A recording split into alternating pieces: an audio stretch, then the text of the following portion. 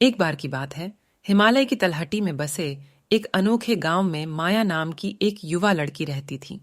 माया बप्पा के प्रति अपनी अटूट भक्ति के लिए जानी जाती थी। भगवान गणेश की एक छोटी पत्थर की मूर्ति जो पीढ़ियों से उनके परिवार में थी।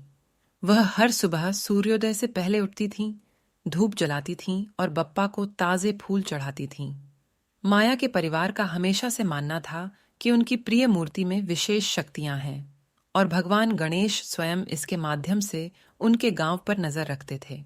यह गांव हरे भरे जंगलों से घिरा हुआ था और जहां यह लुभावनी सुंदरता का स्थान था, वहीं यह कई जंगली जानवरों का भी घर था, जिनमें से कुछ काफी खतरनाक हो सकते थे। एक दिन जब माया बप्पा के लिए प्रसाद की टोकरी लेकर गांव के मंदिर की ओर जा रही थी, तो उसे झाड़ियों में सरसराहट सुनाई दी। वह सहम गई। उसका दिल जोरों से धड़कने लगा, यह जानकर कि यह कोई जंगली जानवर हो सकता है।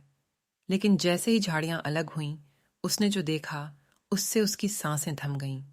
झाड़ियों से एक छोटा अनाथ हाथी का बच्चा निकला।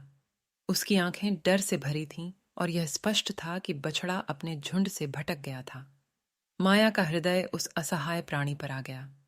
वह धीरे धीरे उसके पास पहुंची और उससे सुखदायक स्वर में बात करने लगी। आखिरकार बछड़े ने माया को पास आने दिया और उसे अपनी सूंड से छुआ भी। माया जानती थी कि उसे खोए हुए बछड़े को उसके परिवार को ढूंढने में मदद करनी होगी। उसने बछड़े को घर लाने और उसके झुंड का पता लगने तक उसकी देखभाल करने का निर्णय लिया। उसके फैसले से उसका परिवार शुरू में आश्चर्यचकित हुआ, लेकिन उन्होंने माया की आंखों में करुणा देखी और मदद करने के लिए सहमत हो गए।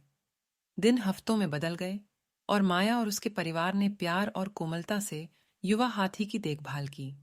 माया घंटों तक बछड़े के साथ बैठती और उसे भगवान गणेश, उनके रक्षक और मित्र के बारे में कहानियां सुनाती। बछड़े को इन कहानियों में सांत्वना मिलती दिख रही थी और माया को प्राणी के साथ गहरा संबंध महसूस हुआ। एक शाम, जैसे ही सूरज क्षितिज से नीचे डूबा, ग्रामीण रात की प्रार्थना के लिए एकत्र हुए।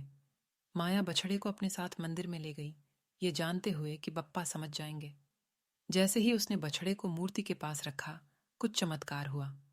भगवान गणेश की पत्थर की मूर्ति जीवंत लग रही थी। उसकी आंखें गर्मजोशी और समझ से चमक रही थीं।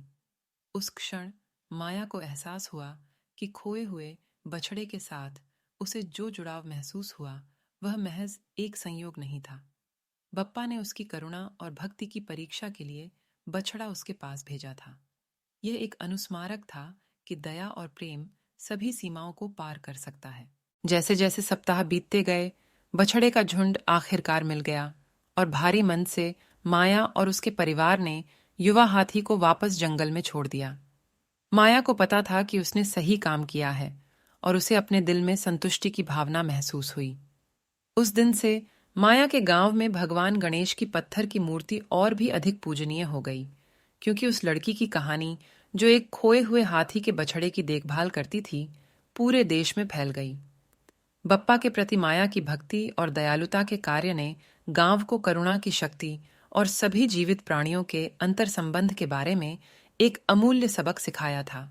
और इसलिए माया, खोया हुआ बछड़ा और बप्पा के बीच का बंधन एक पौराणिक कहानी बन गया, जो पीढ़ियों से चली आ रही थी।